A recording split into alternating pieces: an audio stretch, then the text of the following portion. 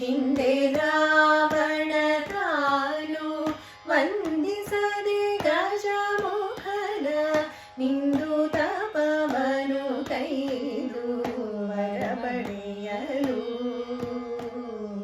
ಹಿಂದೆ ರಾವಣ ತಾನು ವಂದಿಸದೆ ಗಜಮುಖನ ನಿಂದು ತಪವನು ಕೈದು ವರ ಪಡೆಯಲು.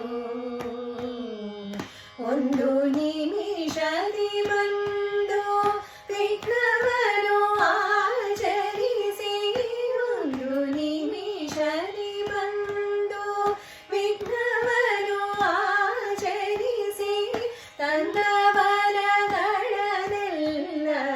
ಧರೆಗೆ ಇಳಿಸಿದನು. ಒಂದು ನಿಮಿಷದಿ ಬಂದು ವಿಘ್ನವನ್ನು ಆಚರಿಸಿ, ತನ್ನ ವರಗಳನ್ನೆಲ್ಲ ಧರೆಗೆ ಇಳಿಸಿದನು. ವಂದಿಸುವುದಾರಿಯಲಿ ಗಣನಾಥನ.